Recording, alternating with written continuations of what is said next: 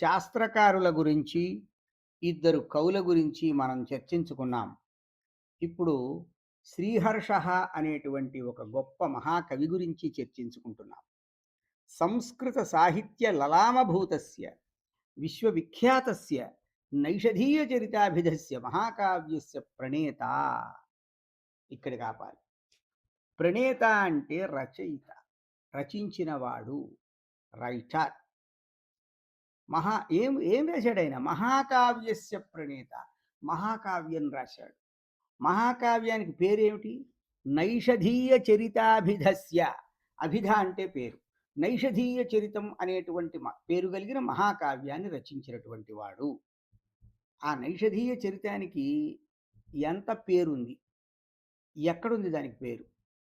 ఏ ఊళ్ళో ఉంది? ఎవరి దగ్గర ఉంది? ఎవరికి తెలుసది? అంటే విశ్వవిఖ్యాతస్య. అది ప్రపంచమంతా కూడా పేరు పొందినటువంటి చాలా ఫేమస్.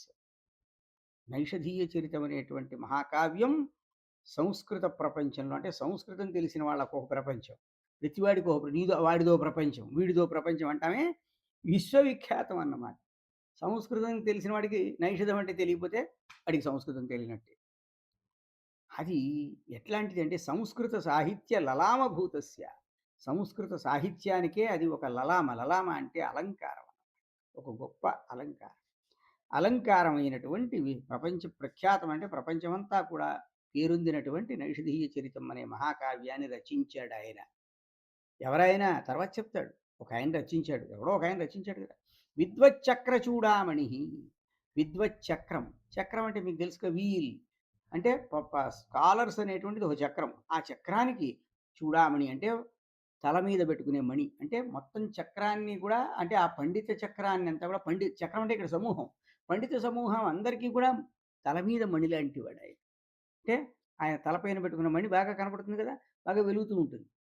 కవితార్కిక సార్వభౌమ. ఆయన కవి, మంచి తర్కం, తర్కం అంటే లాజిక్ కదా, ఆ లాజిక్ విషయంలో కూడా మంచి సార్వభౌముడు ఆయన. అంటే ఎంపరర్ అన్నమాట. ఆయన్ని మించిన వాళ్ళు లేడు, ఆయనకి ఎదురు లేదు. కవుల్లో ఆయనకి నువ్వెంత కవివి, నేనింత కవిని అనేవాడు ఎవడు లేడు ఆయన ముందొచ్చి. అంత కవి. ఆయన గొప్ప తార్కికుడు, అంటే లాజీషియన్ అన్నమాట. లోకోత్తర ప్రతిభావాన్. ఈ లోకంలోనే ఉన్నాడు, కానీ ఈ లోకంలో ఉన్న వాళ్ళకి ఎవరికీ లేనంత ప్రతిభ. లోకోత్తర అంటే లోకంలో ఉంటాడు, కానీ లోకంలో ఎవరికి మరొకరికి ఉండదు అంత ప్రతిభ. ప్రతిభ అంటే స్పాంటేనియస్గా చెప్పగలిగటం, స్పాంటేనియస్గా అంటే క్రియేటివిటీ అంటామే, సృజన. అది తణుకొస్తూ ఉంటుంది, ఆశ్చర్యపోతూ ఉంటాం మనం. లోకోత్తరమైన ప్రతిభ కలిగిన వాడు మహాకవి, గొప్ప కవి. ఆయన పేరేమిటి? శ్రీహర్ష మహాభాగ. శ్రీహర్షుడు అనేటువంటి ఒక గొప్ప వ్యక్తి. కవిరయం శ్రీహీర విపశ్చిత తనుజ. ఈ కవి ఎవరబ్బాయి అండి? శ్రీహీరుడు అనేటువంటి ఒక పండితుడి యొక్క కుమారుడు. శ్రీమతి పరమ విదుషి మామల్లదేవి గర్భశుక్తి ముక్తామణిశ్చ ఆసీత్. ఆమె పరమ విదుషి, గొప్ప పండితురాలు ఆమె కూడా. ఆమె పేరు మామల్లదేవి. వీళ్ళ అమ్మ పేరు, ఆయన తల్లి పేరు మామల్లదేవి, తండ్రి పేరు శ్రీహీరుడు అన్నమాట. గర్భశుక్తి ముక్తామణి. ఆ తల్లి యొక్క గర్భం అంటే కడుపు కదా, ఆ కడుపులోంచి బయటికి వచ్చినటువంటి ఒక ముత్యం, అద్భుతమైనటువంటి గొప్ప ముత్యం అన్నమాట. ముత్యమణి, మణులలో ముత్యం లాంటి మణి. అంటే ఇప్పుడు మనకేం తెలిసింది? శ్రీహర్షుడు అనేవాడు ఒక గొప్ప కవి. ఆయన నైషధం అనే ఒక మహాకావ్యం, నైషధీయ చరితం అనే మహాకావ్యం రాశాడు. ఆయన తండ్రి శ్రీహీరుడు, ఆయన పెద్ద పండితుడు. తల్లి కూడా మంచి పండితురాలావిడ, ఆవిడ పేరు మామల్లదేవి. యథాహి కవేరస్య స్వవర్ణనేన ఇవ అవగమ్యతే. అయితే వాళ్ళు ఆయన యొక్క తల్లిదండ్రులని ఎలా తెలుసు అంటే, ఆయనే చెప్పుకుంటాడు, మా అమ్మ మా నాన్న అని. శ్రీహర్ష కవిరాజ రాజిముకుట అలంకార హీరస్సుత. శ్రీహర్షుడు ఎవరండి?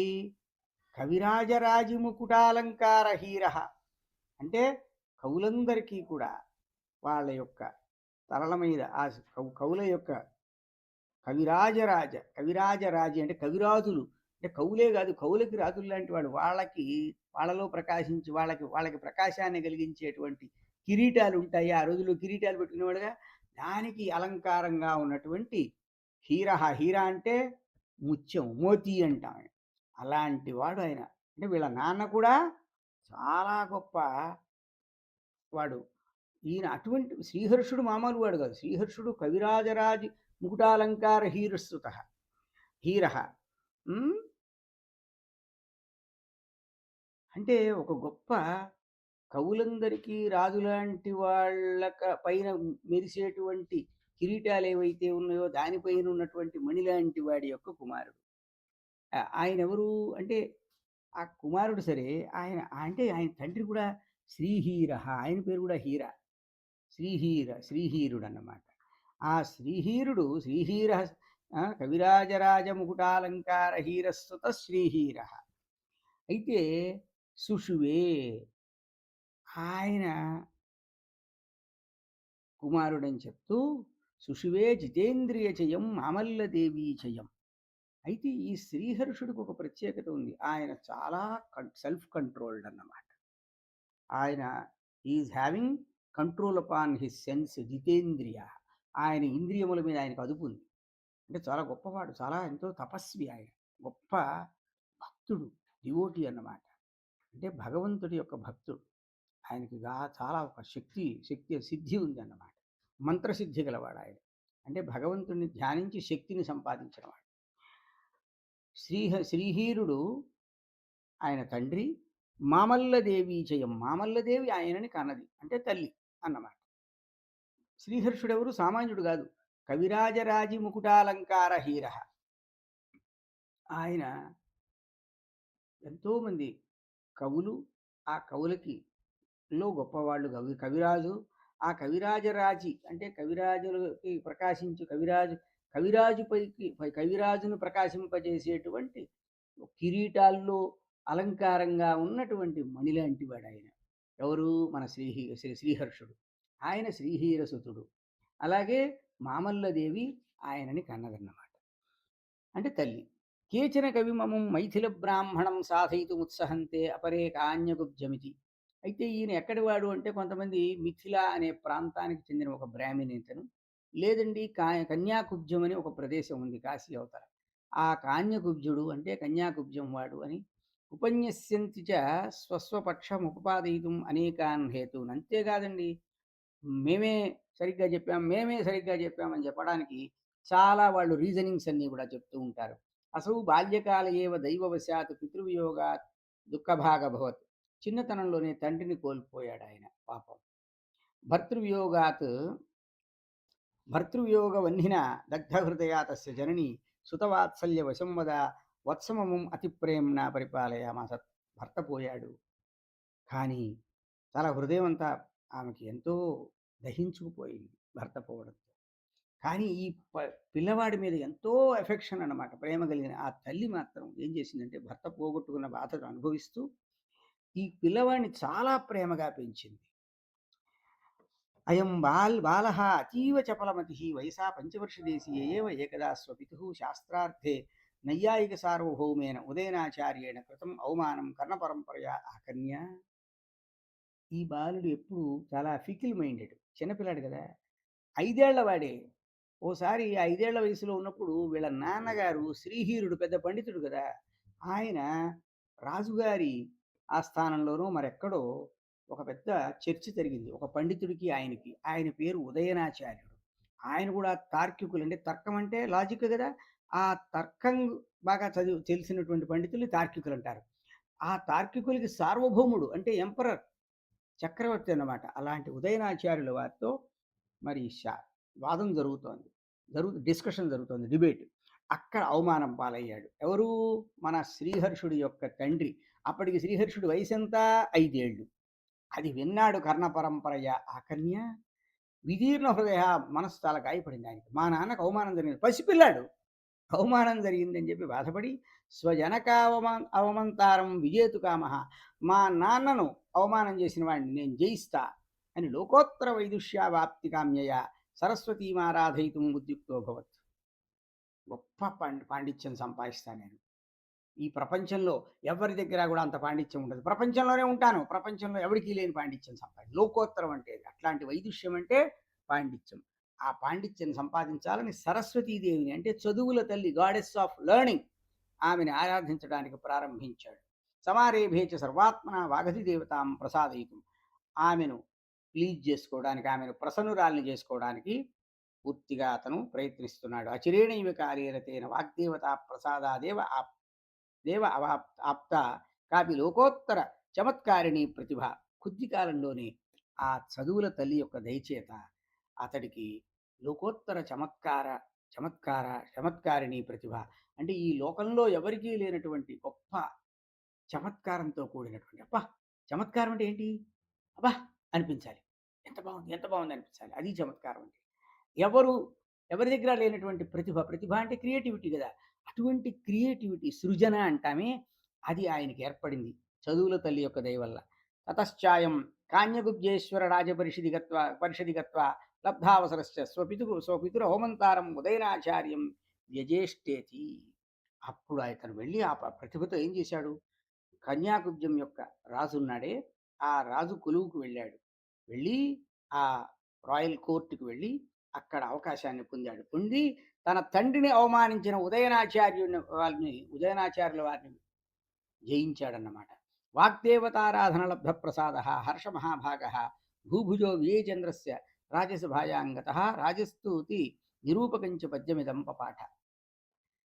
అతనికి ఏమిటండి, చదువుల తల్లి అతనికి ప్రసన్నంగా ఉంది. దానివల్ల రాజు పేరేమిటండి, విజయచంద్రుడు. ఆయన సభకి వెళ్ళాడు కదా మనవాడు శ్రీహర్షుడు. వెళ్ళి ఆ రాజుని స్తుతించాడు, ప్రైజ్ చేశాడు. ఇలాంటి పద్యం చదివాడు. ఎలా చదివాడు?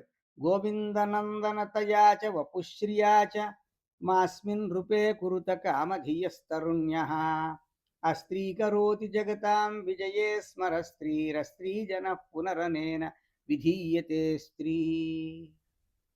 ఇందులో అస్త్రీకరోతి జగతాం విజయే స్మర స్త్రీ రస్త్రీ జన పునరనేన విధీయతే స్త్రీ. ఈ స్త్రీ స్త్రీ స్త్రీ అనేది రకరకాలుగా పెట్టి చక్కగా ఏదో ఒక చమత్కారంగా రాశాడు ఆ రాజు మీద పద్యం. విచిత్ర పద విన్యాస చమత్కార పూర్ణార్థ విమర్శకం పద్యమాకన్య. ఈ పద్యం విన్నాడు రాజుగారు. విచిత్రమైన పదాలతో అది కూర్చబడింది. దాని చాలా చాలా గొప్ప అర్థం ఉంది అందులో.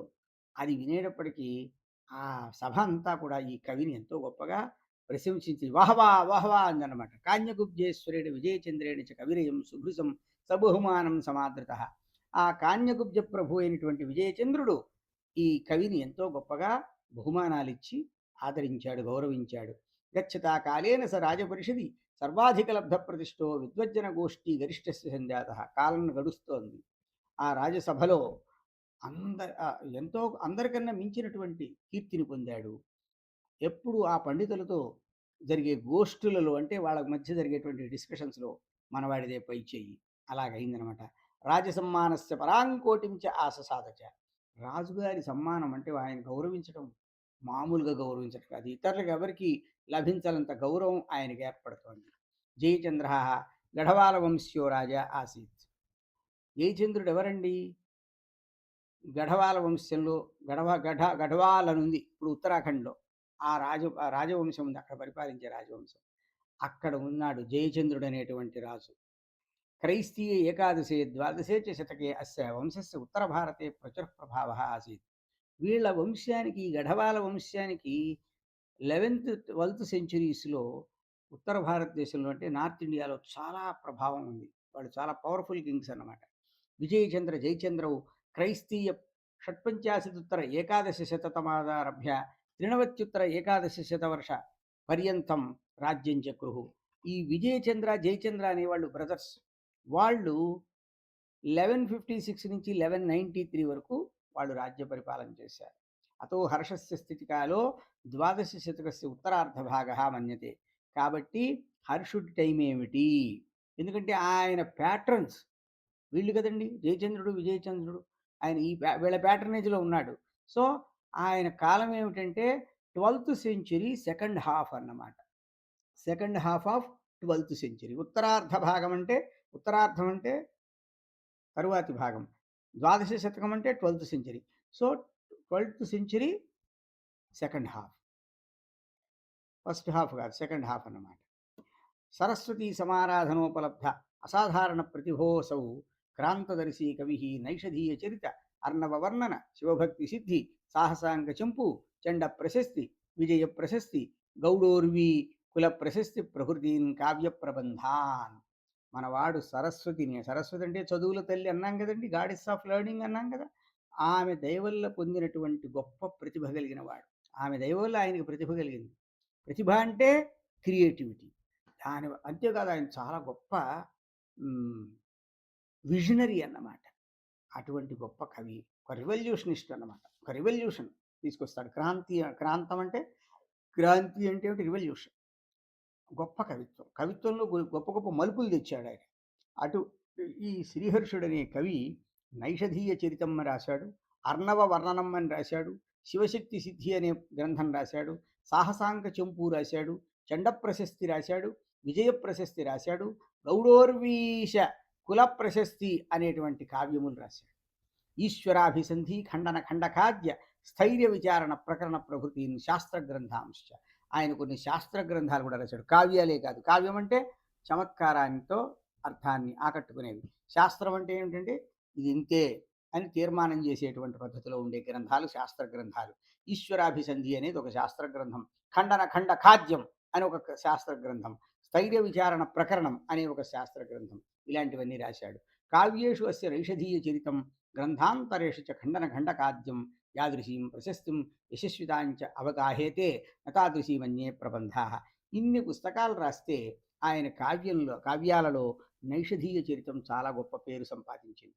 అలాగే శాస్త్ర గ్రంథాలలో ఖండన ఖండకాద్యం కూడా చాలా పేరు పొందింది. మిగతా గ్రంథాలకి అంత పేరు రాలేదు. ఈ రెండింటికి చాలా పేరుంది. ఇప్పటికీ కూడా ఈ గ్రంథాలు రెండూ చదువుతున్నారు. ఇప్పటికీ అవి సిలబస్లో ఉంటున్నాయి. అది సాంస్క్రిటే మెయిన్గా చదివే వాళ్ళకి ఈ కావ్యాలు చదువుతారనుకోండి, వాళ్ళకి నైషధీయ చరితం. శాస్త్రాలు చదివేవాళ్ళు ఖండన ఖండకాద్యం చదువుతారు. ఈ రెండు ఇప్పటికీ కూడా ఏనాటి 11th సెంచరీ వాడండి శ్రీహర్షుడు. ఆయన పుస్తకాలు ఇప్పటికి చదువుతున్నారు ఇంకా. ఇప్పుడు మనం ఏదన్నా రాస్తే మనమే చదువుకుని అబ్బా నేను బాగా రాశాను కదా, నేను బాగా రాశాను కదువు అని తనే అంటాడు. ఇంకెప్పుడు అని చప్పట్లు కొట్టడు. అలా ఉంది ఇప్పుడు మన పరిస్థితి. కానీ ఆయన మాత్రం అప్పుడు రాసినవి ఇప్పుడు కూడా చదువుతున్నారు. సంస్కృత కావ్య ప్రపంచేతు నైషధీయ చరితం అతీవ ఉత్కృష్ట పదమలంకరోతి ఆవిష్కరోతి చాస్య కవేహ కామపి లోకోత్తరాం ప్రతిభాం. సంస్కృత కావ్యాలు ఎన్నున్నాయండి? అదో పెద్ద ప్రపంచం. అందులో నైషధీయ చరితం చాలా గొప్ప స్థానాన్ని పొందుతోంది. తర్వాత ఈ కవి యొక్క ప్రతిభ సామాన్యమైన ప్రతిభ కాదు. లోకంలో ఇతరులకు ఎవరికీ లేని ప్రతిభని ఆ గ్రంథం వల్ల మనం తెలుసుకుంటున్నాం. అమ్మో ఇంత ప్రతిభాశాల శ్రీహర్షుడు అంటే అని. ఆయన రాసిన రచన వల్ల తెలుస్తుంది ఆయన ఎంత ప్రతిభ కలవాడు. అంతేగాని ఆయన లేడుగా ఇప్పుడు. ఆయన బుర్రలో ఏముందో నువ్వు చూడటానికి. మృదు లలిత పద విన్యాస నైపుణ్యం. కొన్ని చోట్ల చాలా మెత్తని అందమైనటువంటి తేలికైన పదాలు రాస్తాడు. ప్రగుణాలంకార చమత్కారాన్. మంచి గుణములు అంటే కావ్యములో కొన్ని గుణాలు ఉండాలి. అలంకారములు ఉండాలి, చమత్కారములు ఉండాలి, అవన్నీ ఉంటాయి. అనన్య సంకాశాంశ అనుప్రాస విలాసాన్. ఆ పదాలు వీటిల్లో ఎంతో గొప్పగా ఉంటుందన్నమాట. ఒకే పదం పదే పదే ప్రయోగిస్తూ వేరే వేరే అర్థాల్లో చెప్పడం అవి చాలా బాగా చెప్తాడు. అనన్య సామాన్యం ఉత్ప్రేక్ష అని ఒక అలంకారం మనం తెలుసుకున్నాం కదా. అది ఇతరులు ఎవరు కూడా అటువంటి ఉత్ప్రేక్ష అంటే ఉత్ప్రేక్ష అంటే పైకి దానిలో ఉండే అర్థం ఉన్నతంగా భావించగలగటం, చూపించటం. అది ఇతరులు ఎవరు కూడా ఆ ఉత్ప్రేక్షలు వేరే వాళ్ళు రాశారు కానీ శ్రీహర్షుడు ఉత్ప్రేక్షలు ఇతరులతో సమానంగా ఉండవు. ఇతరుల కన్నా గొప్పగా ఉంటాయి.